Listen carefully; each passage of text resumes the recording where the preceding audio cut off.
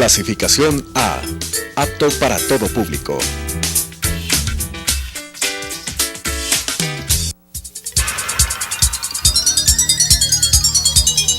Las opiniones vertidas en este espacio por la producción y dirección del programa son de exclusiva responsabilidad de sus autores y de quienes intervienen en ellos.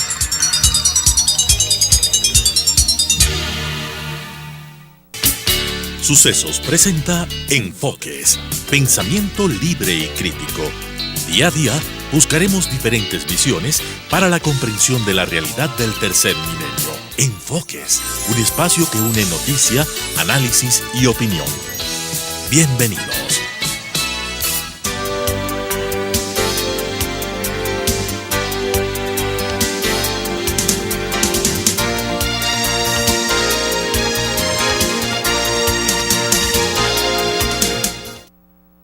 Con nosotros damos la bienvenida a la asambleísta Dora Aguirre.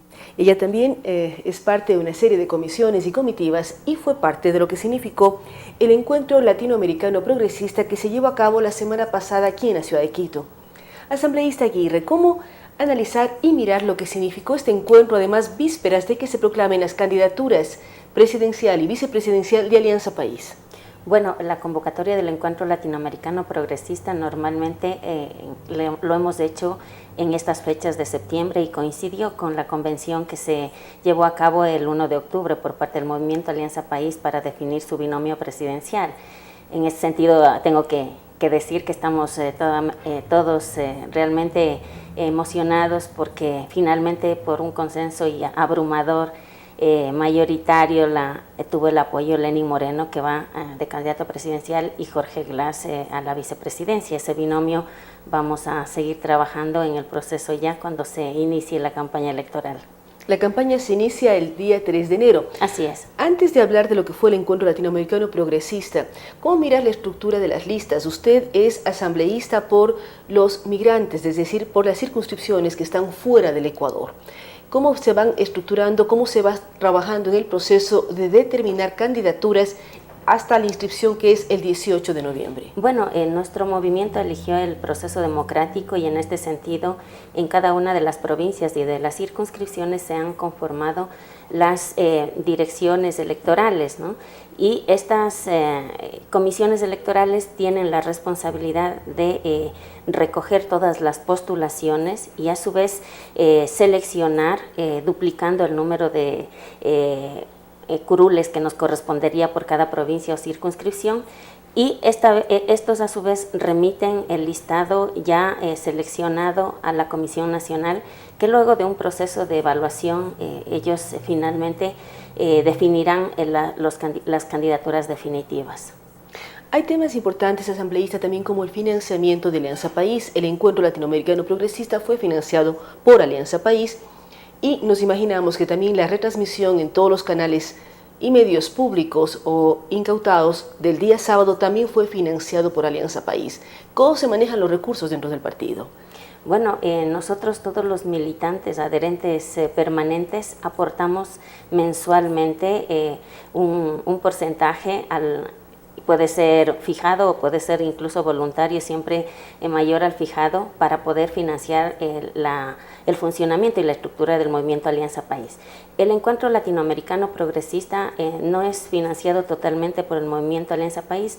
Los propios partidos y movimientos políticos que participan cada año se autofinancian, por ejemplo, la movilización hasta acá y una serie de recursos adicionales. Nosotros nos encargamos de la organización de este evento con los recursos propios de nuestro movimiento. ¿Y se fijó ya la fecha para el del próximo año? Bueno, normalmente las convocatorias son el 28, 29 y 30 de septiembre. Tenga en cuenta que nosotros el 30 de septiembre seguimos recordando esa fecha nefasta donde Ecuador estuvo a punto de ser arrebotado. Su proceso democrático se gestó un intento de golpe de Estado y por eso se fijó esa fecha. Hay un consenso mayoritario de todos los partidos, movimientos políticos que participan en que el Encuentro Latinoamericano Progresista continúe convocando a la izquierda progresista, no solo de la región, no solo de Latinoamérica, sino a nivel global, puesto que en este momento se ha constituido uno de los principales espacios de reflexión, de diálogo, de discusión sobre el socialismo del siglo XXI, la izquierda progresista, los procesos y modelos políticos, económicos, sociales que están implementando los gobiernos progresistas, tanto locales como nacionales, en la región y en el mundo. Esta es la dinámica que se viene llevando a cabo y la apuesta que tenemos, ¿no? Planteamos que este espacio sea un espacio permanente de reflexión, de aporte y sobre todo de fortalecer la integración regional y la hermandad con todos los pueblos del mundo que están en la línea de trabajar todo lo que es el socialismo del siglo XXI, todo lo que es apostar por políticas públicas sociales, todo lo que es valorar al ser humano por encima del capital, construir, por ejemplo, a nivel de los gobiernos locales una red continental de gobiernos y autoridades de gobiernos locales, autonómicos. Se busca, por ejemplo, de cara a un futuro, crear una alianza estratégica para establecer políticas sociales, políticas públicas, de manera que nos beneficien al conjunto de la región, siempre apostando en la línea de fortalecer este proceso político de integración regional. Pero por otra parte, nosotros en este encuentro latinoamericano progresista convocábamos con ese entusiasmo, ese énfasis de ir hacia un acuerdo por un pacto ético y en ese sentido en las distintas mesas de trabajo que se han desarrollado tanto en Quito como en Guayaquil y en Montecristi sobre todo con una presencia mayoritaria de jóvenes, se ha concluido de manera importante sobre la importancia de ir hacia la integración regional, de ir hacia ese consenso de un pacto ético regional y ojalá trascienda las fronteras. Es importante hablar del tema del pacto ético, hablar de una lógica de valores, pero al mismo tiempo ustedes han sido muy criticados cuando personajes como la señora Cristina Fernández de Kirchner, quien es cuestionada por la justicia de su país, es premiada, galardonada y da una conferencia como si fuera un ejemplo para. Si hay personas cuestionadas en sus países de origen, ¿cómo podemos hablar de pacto ético, de valores, de respeto al bien público? No sé si ustedes han podido revisar todo el proceso político de Cristina Kirchner, que viene militando en la izquierda progresista desde temprana edad, desde muy joven, y todo el trabajo importantísimo junto a su esposo Kirchner y junto a todo lo que ha desarrollado durante todo este proceso de presidenta de Argentina.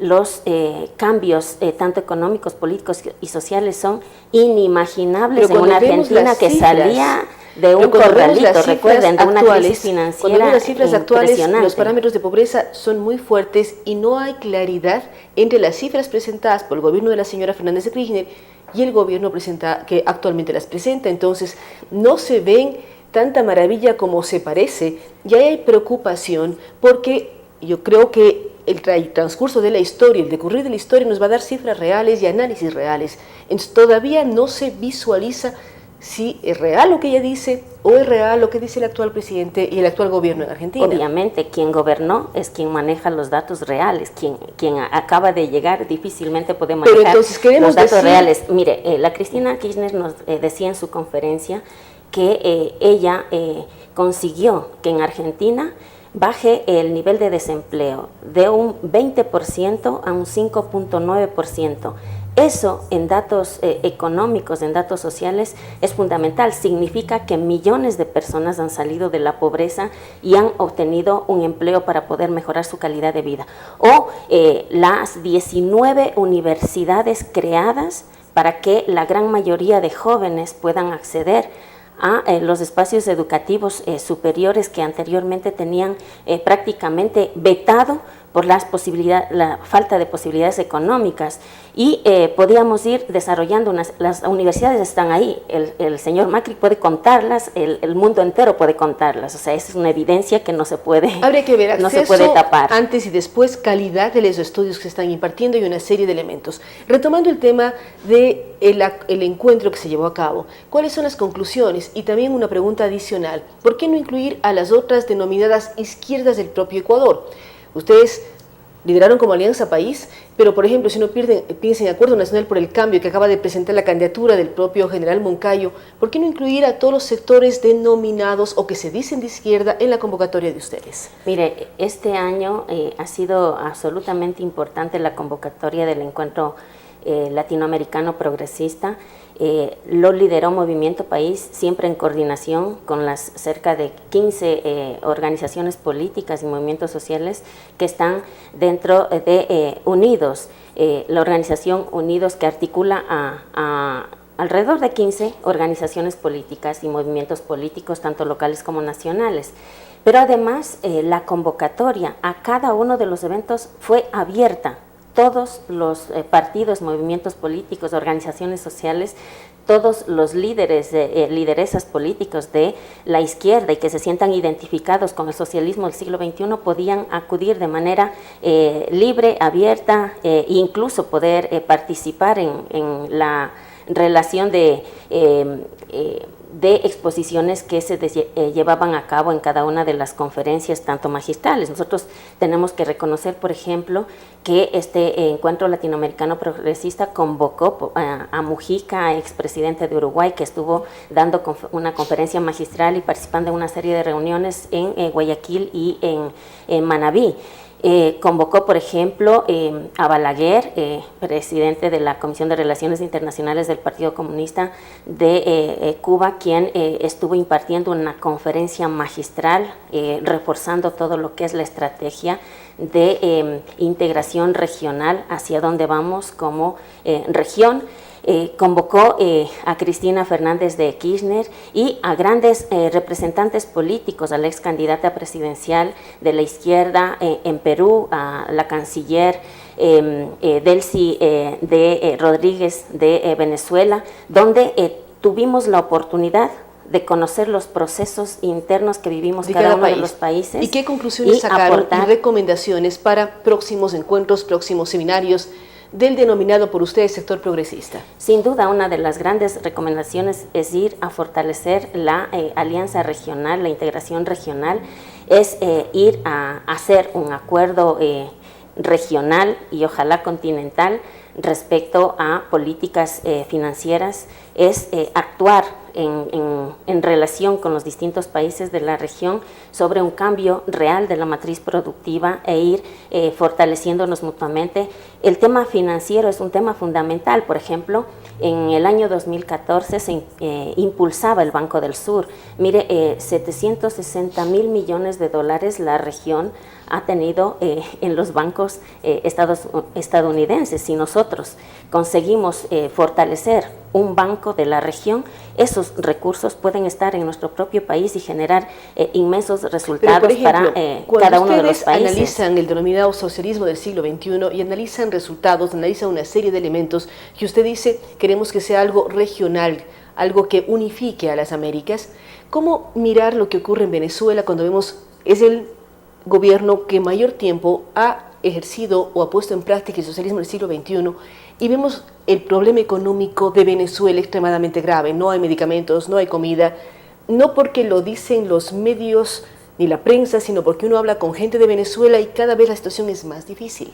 Bueno, entendemos que el gobierno de Venezuela tiene garantizado todo lo que es productos mínimos a los ciudadanos. También hemos visto a través de los propios medios inmensas bodegas donde se retienen productos por parte de las empresas privadas, pero bueno, es un tema que en Venezuela se está viviendo, pero lo que sí tenemos, por ejemplo, que denunciar y que es parte de las resoluciones del ELAB es mantenernos atentos al cerco financiero que se anuncia, por ejemplo, para Venezuela, a la injerencia de países fuera de la región en contra de la política y la dinámica que se vive en cada uno de los países, no solo de Venezuela, de distintos países, de Ecuador, de Bolivia, de Argentina, pero, por de ejemplo, Brasil, Nicaragua también es parte del grupo y Nicaragua tiene firmado un acuerdo de libre comercio con Estados Unidos. Fíjese, uno de los acuerdos del ELAB es también denunciar ese proyecto que está presentado en Estados Unidos en contra de Nicaragua, NICA Act, que pretende evitar que Nicaragua acceda a créditos financieros de entidades internacionales. ¿Eso cómo se puede leer? O sea, es bárbaro, es atentar contra la soberanía del país, es también ir hacia un cerco económico, porque no les interesa el gobierno progresista que está al frente y que es potencial candidato y ganador de las próximas elecciones. O sea, no se atenta contra la dignidad de otro país cuando se insulta a ese país y se insulta a sus mandatarios, a sus políticas económicas. ¿No? También no hay un dar y recibir cuando se critica o se dice, no estamos de acuerdo con esto, pero no estamos de acuerdo, pero queremos recibir apoyo. A ver, una cosa es posicionar su criterio, tanto político, económico, social, eso es legítimo por cada uno de los países. Otra cosa es financiar acciones y afectar a los intereses de un país.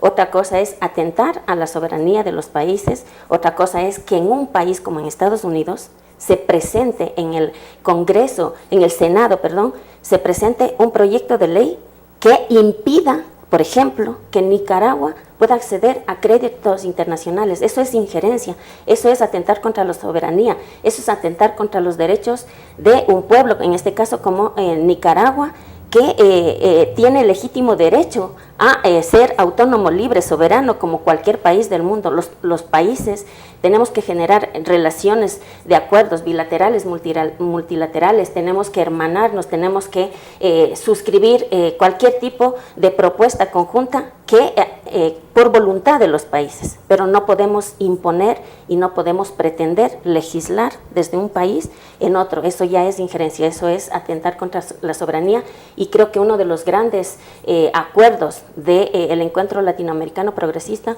es declararnos en vigilia permanente para defender los derechos de cada uno de los países de la región y del mundo entero, porque también hay una mención, por ejemplo, en nuestra declaración final sobre el derecho a la autodeterminación del pueblo saharaui y la necesaria intervención de la ONU convocando, en este caso, a un referéndum para que se defina la autodeterminación del pueblo saharaui. Como también hay una mención especial, por ejemplo, para Venezuela, en el sentido, para Colombia, en el sentido de apoyar la paz y hacer todo un ejercicio de fortalecer las relaciones entre todos los países para acompañar este proceso de paz. Ayer sorprendí a Colombia al mundo con un 1% de la población que hacía mayoría para que más del 50% de los votantes no aceptaron la firma del acuerdo o el texto del acuerdo de paz. Digamos que casi hay un empate técnico, ¿no? Y casi un 1% es la diferencia.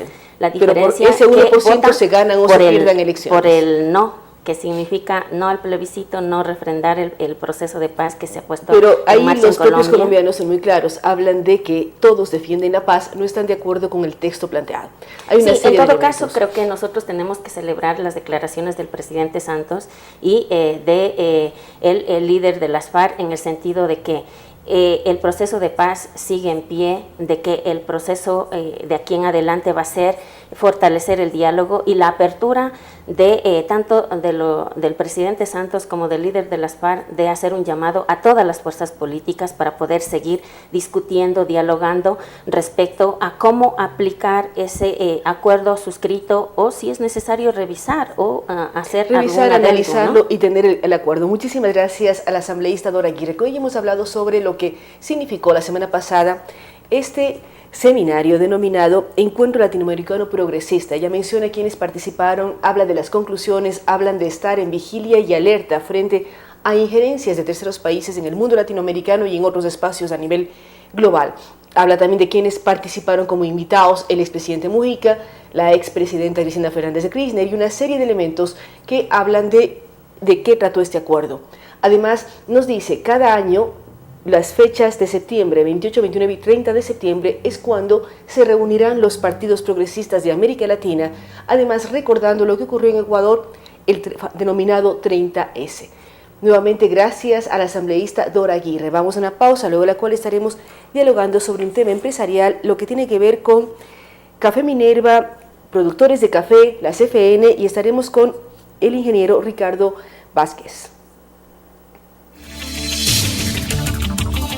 Con estas ideas y opiniones, regresamos con Enfoques.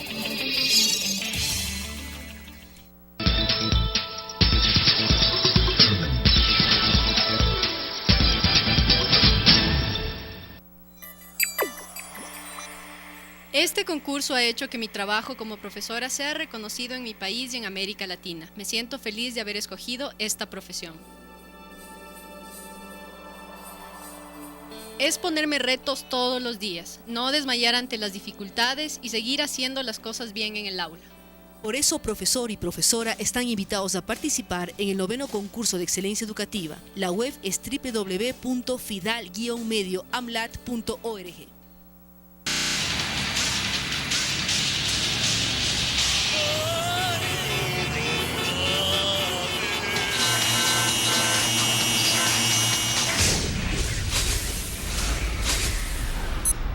Tómelo con calma.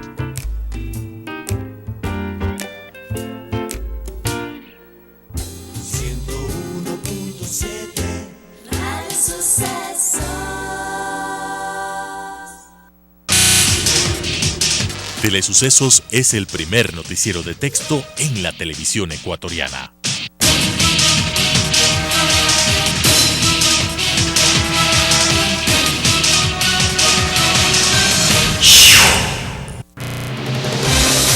¿Sabía usted que el 31 de diciembre de 2016 toda la televisión de las ciudades de Quito y Guayaquil deberá estar en el formato digital? Pero no se preocupe, Telesucesos ya es digital. Sintonícenos en el 29.1 HD, la televisión que usted merece.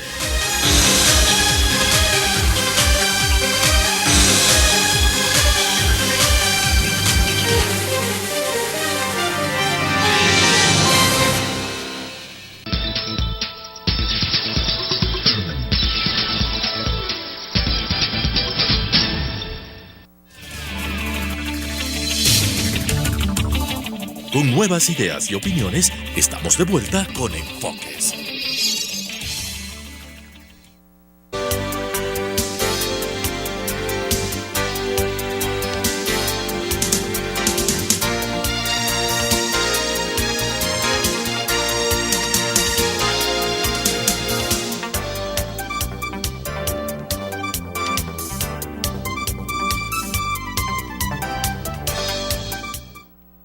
Estar con nosotros. Precisamente estamos dialogando con Ricardo Vázquez. Él es el gerente encargado de Café Minerva, este grupo empresarial de más de medio siglo de vida aquí en el Ecuador, que están haciendo un acuerdo con la CFN, con la Corporación Financiera Nacional, para trabajar de manera más directa con los agricultores y productores de café.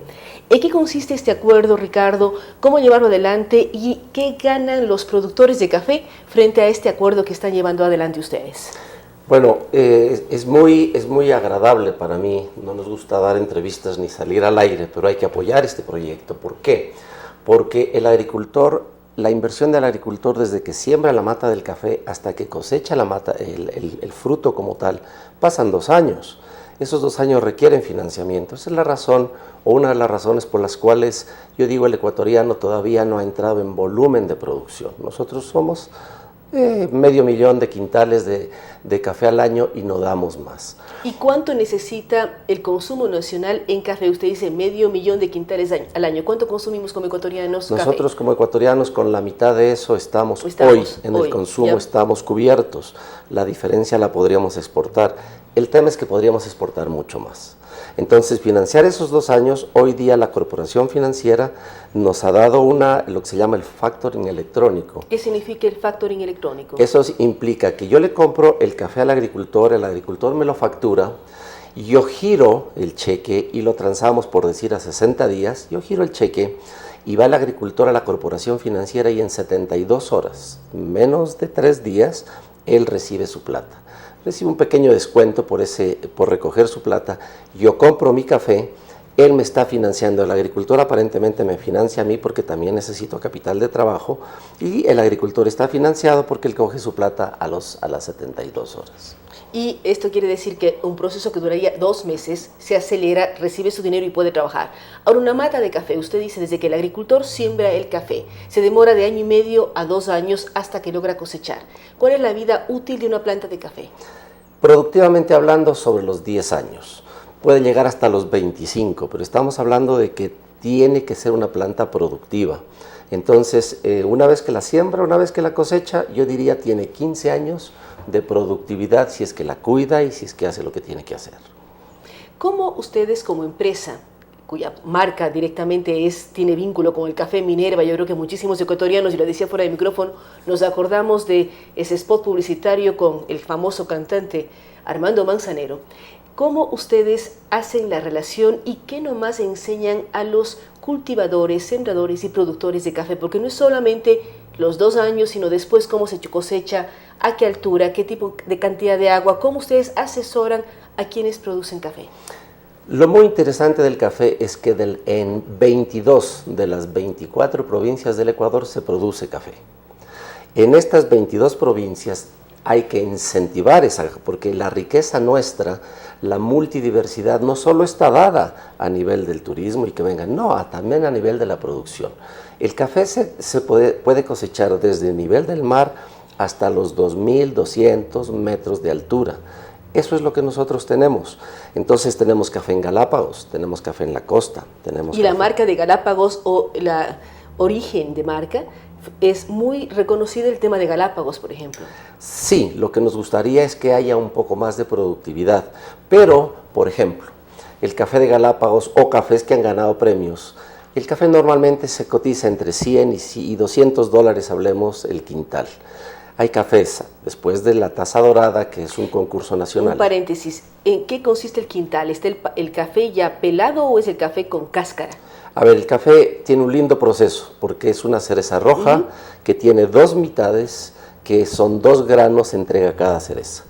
Ese café hay 2 métodos de beneficiarlo o de extraerlo. El uno es por la vía húmeda, que es la mejor manera en la que yo conservo todas las cualidades, y por la vía seca. En la vía húmeda yo meto esto al agua, en el agua saco digamos el cascarón y dejo los granos, y estos granos quedan con una película que se llama pergamino. Esa película un tanto blanca. Esa película blanca. Resbalosa. Que fue resbalosa cuando se seca, y yo le digo es la pijama del café, porque lo va a cubrir al café hasta que la industria lo use. Eso quiere decir se puede exportar, se puede guardar. Esa es la vía húmeda. La vía seca es cuando yo tiro esa cereza al sol, se seca y yo desprendo de una sola forma. Eso quiere decir que la cereza en cierta medida no le da la pureza al grano, es menos costoso, pero yo obtengo un café con menos inversión. Eso sería. ¿Y dónde peso lo que usted nos decía? Vale de $100 a $200 un quintal de café. Ya es el grano con solamente el pergamino y ya no la cereza del café. Ya no la cereza. Yo necesito cosechar 5 kilos de cereza roja para llegar a 1 kilo de cereza verde de grano oro, que se llama. Entonces, para exportarlo, o la mejor manera de guardarlo, yo lo guardo en pergamino. En el momento en que lo voy a industrializar, que lo voy a tostar, lo meto en una trilladora, le saco esta película y paso a procesarlo. Eso quiere decir que hay 2 maneras. El quintal, estamos hablando de grano oro, que puede ser el verde, ya pelado, llamémoslo así, o cuando estamos hablando con pergamino, el quintal tiene esta película que pesa un 22 a 25% más. Quiere decir que el quintal de pergamino debe pesar entre 122 y 125 libras para obtener las 100 libras de grano oro. Hablábamos, y ahí fue que le interrumpí yo preguntándole cómo peso el café para el tema de vender un quintal. ¿Cómo están ustedes apoyando en temas de producción, de exportación? Y siempre hay la discusión, ¿cuál es el mejor café del país? Los que son de Loja dicen el de Loja, los que son de Zaruma el de Zaruma, y así todos discutimos. O los del noroccidente de Pichincha hablan de la calidad de su café. ¿Cómo trabajar y cómo lograr mayor producción y lograr posicionar el nombre de Café de Ecuador, en este caso bajo su marca Minerva, en diferentes partes del mundo? Bueno, lo particular, lo hermoso del café es que todo el mundo se pelea cuál es el mejor café del mundo. Si yo te pregunto a ti cuál es el mejor café, es decir, el mejor café es el que a ti te gusta. Entonces el paladar, la lengua puede sensar los dulces, los salados, los ácidos, los amargos. Nada sucede antes de que las circunstancias se den. Las circunstancias están dadas, los japoneses han lanzado el sabor umami, que se llama el quinto, en donde es la excelencia de estos 4 sabores. Entonces este es el momento en donde cada zona debe tener claro cuál es su fortaleza. Los cafés de altura tienen frutalidad y acidez, los cafés de zonas bajas tienen lo amargo y la resistencia para la duración en el proceso. Entonces yo lo que te digo es, si tu paladar es amargo, es decir, vamos a trabajar en ese sentido. Minerva por eso vende sabores, tiene diferentes productos para diferentes gustos. Al americano le gusta el café suave, el café aguado que se llama, pero al italiano le gusta totalmente intenso, totalmente cargado. Entonces no hay un perfil específico del café ecuatoriano como tal, pero sí nosotros tenemos, o va a ser difícil, yo digo, sacar uno solo, pero si hay el enfoque de o el café intenso o el café frutal. En el caso de las zonas altas, el café es frutal y el café es ácido y muy aromático. En el café de las zonas bajas es fuerte y va a dar una taza muy sólida cuando tú la consumes. Agricultores que quieren ser parte de este acuerdo, ¿cómo acercarse a ustedes, a la CFN, para lograr garantizar un ingreso anticipado antes de su cosecha, por decirlo así?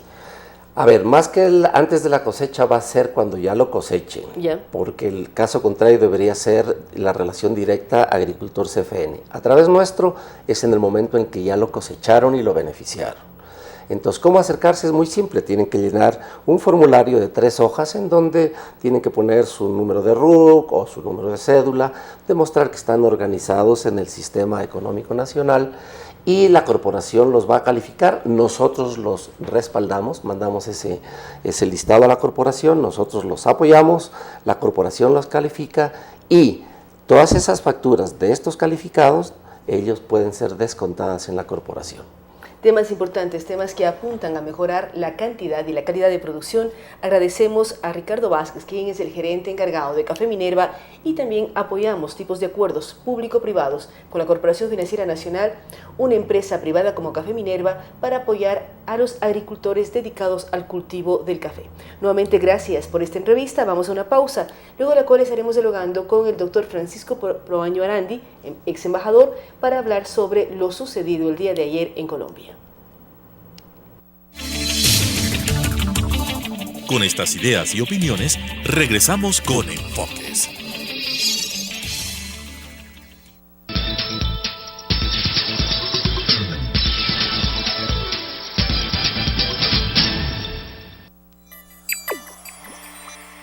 Este concurso ha hecho que mi trabajo como profesora sea reconocido en mi país y en América Latina. Me siento feliz de haber escogido esta profesión.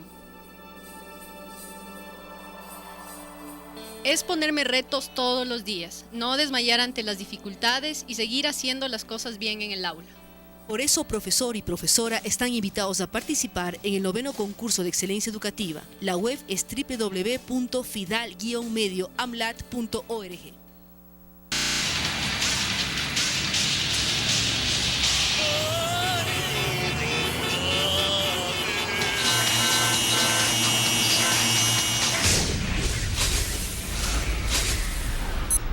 Tómelo con calma.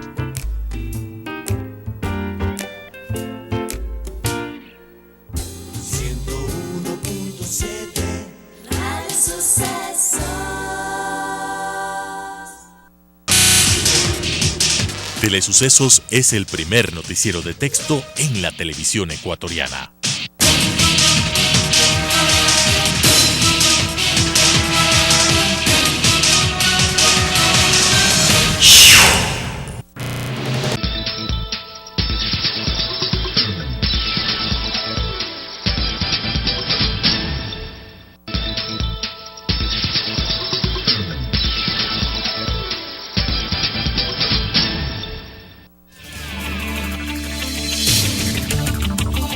Con nuevas ideas y opiniones, Estamos de vuelta con Enfoques.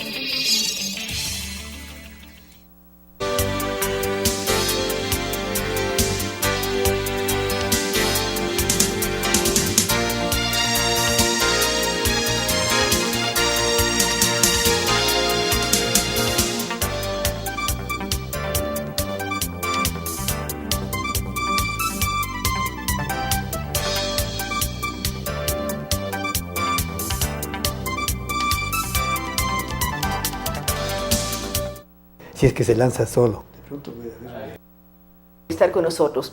Como habíamos anunciado, estamos con el doctor Francisco Proaño Arandi, embajador, escritor, quien en alguno de sus momentos de su carrera estuvo también como representante del Ecuador frente a la OEA. Con él queremos hablar sobre lo que está viviendo Colombia.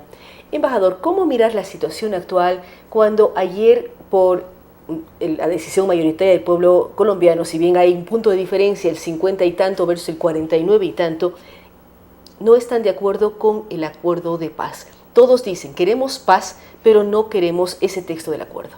¿Cómo analizarlo? ¿Cómo verlo? Vemos que las conversaciones continuarán en Cuba entre alias Timochenko y los negociadores del presidente Santos, pero ¿cómo empezar a dar forma nuevamente a este proceso? Bueno, en primer lugar, lo sucedido ayer en Colombia, este triunfo hasta cierto punto sorpresivo del no, crea en Colombia, y así lo dice la prensa internacional, un clima de incertidumbre que en este momento todavía no sabemos cómo va a canalizarse, cómo va a resolverse, qué desenlace provisional va a tener, ¿no? Sin duda alguna hay grandes derrotados en el plebiscito de ayer en Colombia. Primero, el presidente Santos, el gran impulsor de este proceso de paz que culminó el 26 de septiembre con la firma con la guerrilla en Cartagena, y que él estaba seguro, como una gran parte de la opinión mundial y colombiana, de que ganara el sí. Tan es así que participaron gran cantidad de jefes de Estado. Jefes de Estado que yo creo que no es que se equivocaron, lo que pasa es que el gobierno colombiano les dijo: aquí triunfó el sí, el plebiscito va a ser un mero trámite, y fueron allá. Otros grandes derrotados son las encuestas, que daban pues un porcentaje muy alto al triunfo del sí. Pero también la paz es también la gran derrotada, porque se abre una situación muy volátil que depende mucho de los que han protagonizado este proceso de paz, y que, digamos, han manifestado ya tanto el presidente Santos como las FARC su deseo de seguir en el camino hacia la paz, pero se ve muy arduo, muy difícil, está erizado de dificultades esta nueva fase de negociación, en la que lógicamente tienen que intervenir otras fuerzas políticas. En primer lugar, tiene que intervenir el expresidente Uribe, que ha demostrado que tiene fuerza persuasiva sobre una gran parte de la población colombiana. De manera, el expresidente Pastrana, los dos expresidentes. El presidente Pastrana, que también apoyaba el no, y las demás fuerzas políticas democráticas tienen que estar involucradas en este proceso. Yo creo que uno de los problemas que han llevado a esta derrota, digamos, del día de ayer, es en primer lugar la misma situación colombiana. Lo que se llegó realmente, y eso se lo puede ver, es al máximo acuerdo posible entre el gobierno y con las Fuerzas Armadas Revolucionarias de Colombia, Ejército del Pueblo. Era porque los dirigentes de las FARC no estaban dispuestos a que se les aplicara penas por delitos de lesa humanidad, como han venido cometiendo a lo largo de estos años. Entonces era difícil un acuerdo en el que no estuviera presente alguna forma, dentro de lo que se llama la justicia transaccional en este momento, de que se apliquen penas severas como se aplican a los perpetradores de crímenes de lesa humanidad. Es decir, ¿usted cree que se estiró al máximo entre FARC y gobierno y las personas víctimas del proceso, desplazados, y una serie de de grupos que de una u otra manera estuvieron involucrados no fueron parte de la negociación. De alguna manera el gobierno negoció a espaldas de estos sectores directamente interesados, como son las víctimas y otros sectores políticos y sociales de la sociedad colombiana. Entonces se llegó a un acuerdo, el acuerdo fue firmado, pero estamos viendo los resultados, ¿no? También hay muchas peticiones de colombianos, de líderes colombianos que dicen ¿por qué no se sigue negociando en Colombia y se mantiene tan lejos como en Cuba, en La Habana, Cuba, la negociación? Piden para que se involucren otros sectores que la negociación se lleve a cabo en la propia Colombia. Claro, yo escuché también a determinados representantes del no, que decían el acuerdo debió haberse negociado en Colombia y una nueva fase de negociación tiene que realizarse en Colombia, no en otro país. Es decir, lo que usted dice, permitiría el estar en Colombia que todas las fuerzas políticas intervengan en la negociación. Es mucho más fácil en el terreno de los hechos que en otro país. Ahora también, en el terreno de los hechos, siempre puede tener dificultades porque están también fuerzas que están en contra del acuerdo que pueden estar incidiendo. Pero de todas maneras habría que escuchar ese planteamiento y que no sea en cualquier parte, sino en Colombia, ¿no? Ahora, sí. ¿Cómo se mira hacia dónde puede trabajarse esto? Se habla de que se mantiene el cese al fuego, vimos las declaraciones de Alias Timochenko, el presidente Santos, se mantiene esto cese al fuego. ¿Qué ocurre con las otras fuerzas paramilitares como el ELN que quería negociar además en Quito? Es que el problema colombiano, que son 52 años de guerra que se trataba de que termine con este acuerdo, pero que son muchos más.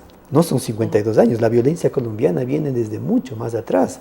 Por decir una fecha, desde el año 48, cuando el asesinato de Jorge Eliezer Gaitán, donde realmente comienza esa inconformidad de sectores colombianos, especialmente en el campo, por la inequitativa distribución de la tierra, que comienzan, digamos, a formar estas fuerzas insurgentes.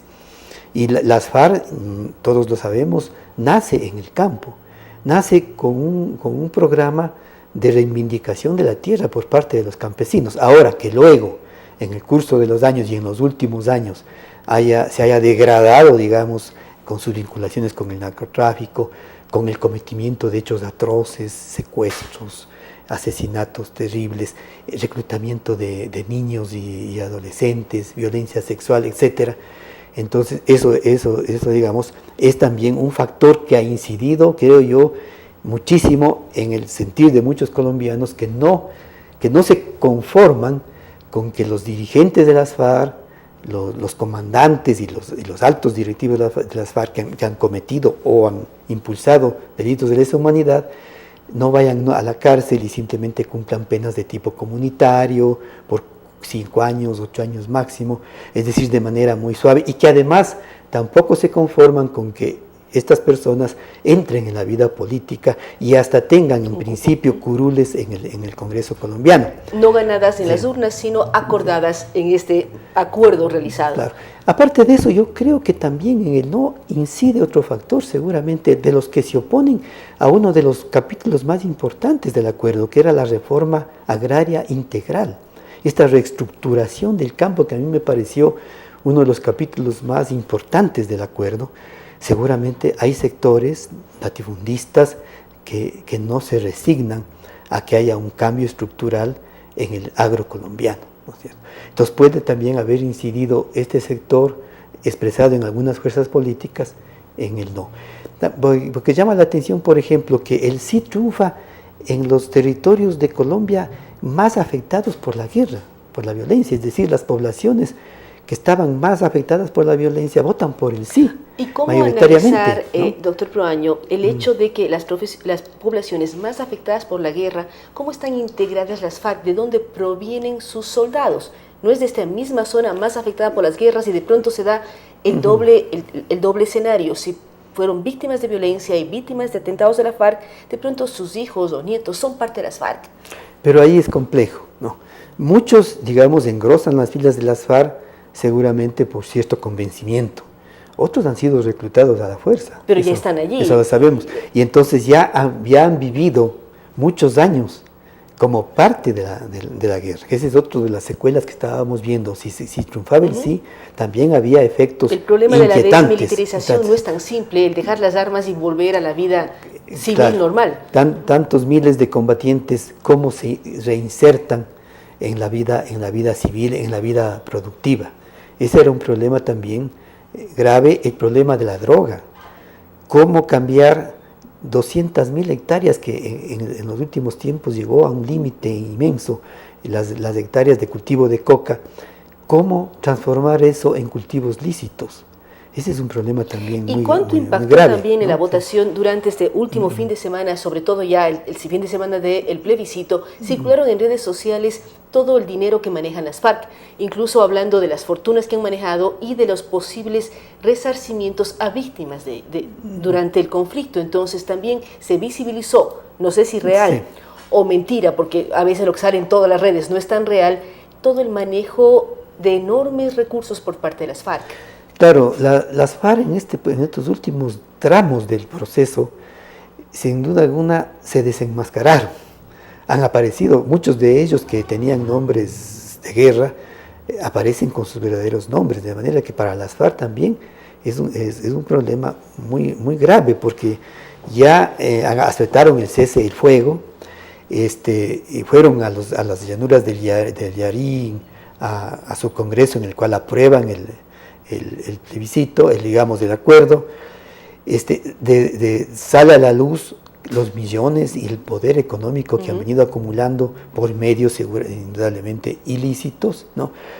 Pero no todo ha quedado a la luz. Una de las cosas que yo creo que irrita a sectores del pueblo colombiano que votó por el no es, por ejemplo, el reclutamiento de niños, que de alguna manera, según he leído, las FARC estaban devolviendo a los niños de por vía un poco secreta, pero no forma parte esa devolución, esa reinserción de niños y adolescentes a sus familias y a la vida civil en el acuerdo.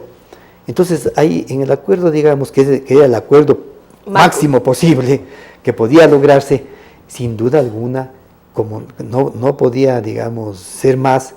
Hay falencias que el pueblo colombiano reclama, no acepta que gentes como las de las FARC con crímenes de lesa humanidad vayan a ser candidatos en la vida política, en la vida civil, no acepta que no vayan a la cárcel, no acepta que no haya, digamos, castigo para cosas como el reclutamiento de niños.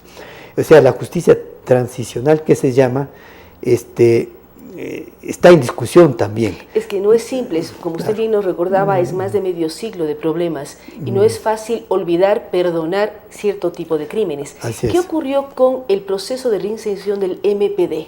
Del movimiento M19, perdón la confusión, del M19 con el reingreso? Hemos visto gobernadores, hemos visto asambleístas, alcaldes, en fin, que su origen fue el M19. ¿En qué se diferencia, si es posible que usted nos apoye en esto, en la reinserción o la dejada de las armas del M19 versus lo que estamos viendo en el posible acuerdo? No sabemos qué ocurra con el acuerdo luego del no del plebiscito. Bueno, ha habido varios casos en Colombia. En los años 80 hubo ya un acuerdo de paz, o sea, hacia la reinserción en la vida civil de los militantes de las FARC. De ahí nació un movimiento político que se llamaba la Unión Patriótica. Pero, sin duda alguna, apareció ahí el fenómeno del paramilitarismo, las venganzas de las posibles víctimas o de quienes odiaban a las FARC, y hubo prácticamente una masacre selectiva, como que de 4.000 ex militantes de las FARC. De manera que eso también es un fenómeno que hay que tener en cuenta, que podría repetirse, si es que el convenio de paz no está realmente sustentado y no afronta todas estas posibles aristas. En el caso del M19 hubo digamos, un traspaso a la vida civil por parte de los propios militantes que formaron un partido político, pero desde cero, sin tener ninguna concesión como esta de darles curules, un mínimo de curules en el Congreso solamente porque son ellos, sino que entraron a la vida civil de manera desde cero, digamos. Hemos visto el gobernador de Nariño, y de ahí han nacido, digamos, han salido algunos dirigentes, incluso hasta casi un vicepresidente de la República. Entonces, y estuvieron en el proceso de la nueva Constitución colombiana a finales del siglo pasado, en la década de los 90, finales de los 90, sí le hemos visto involucrados a los ex representantes o miembros del M-19, pero usted dice, ellos no tuvieron concesión, partieron de cero, se reinsertaron y empezaron a trabajar políticamente también. Sí, y su historia no es tan negra, por decir una palabra, como las de las FARC, porque ellos fueron más recientes, tuvieron el famoso episodio del Palacio de Justicia, pero en cambio las FARC han venido sistemáticamente cometiendo una serie de delitos que ellos dicen. Yo leí que el comandante Timoshenko en una conferencia en Londres dijo: aquí no puede aplicarse a nosotros la justicia transicional, porque aquí se trata de delitos políticos de una fuerza insurgente frente a un estado de injusticia, que es el Estado colombiano, porque la justicia transicional se aplica en transiciones entre una dictadura represiva y una insurrección y un traspaso a la vida democrática. El Centro Internacional para la Justicia Transicional, con sede en Nueva York, asesora a los países que están en este proceso. En Colombia mismo trataba de hacer eso, y en otros países, en Argentina, en África, este mecanismo de la justicia transicional ha asesorado, digamos, para que los culpables de lesa humanidad realmente cumplan condenas como se merece. Aquí, digamos, el problema colombiano es que resultó muy complejo y la justicia transicional no pudo aplicarse en los acuerdos, sino que más bien hubo concesiones que los que han votado por él no consideran inaceptables. Entonces yo creo que el problema colombiano, otra cosa que usted señalaba, el peligro de que si se lograba la paz, digamos, ayer, con un triunfo del sí, los guerrilleros de las FARC iban a reconcentrarse en 27 lugares a lo largo de Colombia, y entonces esos lugares podían ser ocupados por el ELN, que todavía no ha firmado y que se ha fortalecido, parece, últimamente, o grupos criminales ligados al narcotráfico y a la violencia, trata de personas, etc. Entonces también había ese miedo, y quizá esto también ha influido en este triunfo del no. Es decir, hemos señalado muchos factores. Muchos factores. Habría que pensar también si la zona fronteriza de Ecuador con Colombia votaba, ¿qué hubiera votado los ecuatorianos? Que están en directa relación con el territorio en conflicto. Bueno, yo había ahí un reportaje en la prensa, creo que en el diario El Comercio, de que muchos de los refugiados, que aquí están casi 60.000 refugiados con su carnet, porque hay muchos más que están esperando ser reconocidos como refugiados, ven con mucho escepticismo, o veían con mucho escepticismo el acuerdo, ¿no? Y muchos decían que no volverán, porque no tenían confianza en que realmente se inaugure una verdadera paz o haya condiciones para su regreso. Porque la violencia colombiana no solo fueron las FARC, fueron también, hubo víctimas del ejército, hubo víctimas tremendas del paramilitarismo y de los otros grupos colombianos. Y Colombia, lamentablemente, se convirtió en un mapa de la violencia muy complejo y muy difícil, y con este triunfo del no, el clima de incertidumbre se vuelve más claro, o también puede ser una oportunidad para que, si realmente hay una voluntad de llegar a la paz, pueda llegarse a un acuerdo que sea aceptado por la mayoría del pueblo colombiano. De manera optimista. Muchas gracias al embajador Francisco Proaño Arandi. Él hace un análisis de lo sucedido ayer en Colombia con muchísima claridad, dando los antecedentes, la situación, lo que él considera que el pueblo colombiano miró en el contexto del acuerdo para votar por el sí o por el no. Esperamos que sea real lo que están declarando los diferentes sectores. Todos queremos paz y no estábamos de acuerdo con ciertos puntos del acuerdo. Hay una serie de elementos que nos involucra además a Ecuador. Mencionaba los 60.000 refugiados y una serie de elementos. Hay que mirar cómo se desarrolla la información, cómo vuelven a negociar en La Habana. Muchos esperamos que la negociación sea más bien en la propia Colombia para involucrar más al país entero. Así es que hay muchas cosas todavía pendientes en nuestro hermano país del norte. Gracias nuevamente al doctor Francisco Proaño Arandi, gracias a ustedes que nos han acompañado, gracias a nuestros auspiciantes, a la Clínica de Urología, a IMAPS Agua de Quito y a Cheviplan. Con ustedes hasta el día de mañana.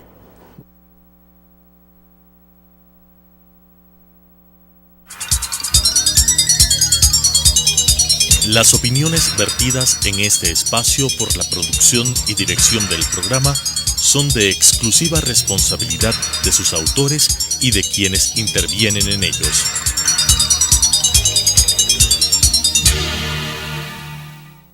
Sucesos presentó Enfoques. Pensamiento libre y crítico. Día a día buscaremos diferentes visiones para la comprensión de la realidad del tercer milenio. Enfoques, un espacio que une noticia, análisis y opinión. Hasta la próxima.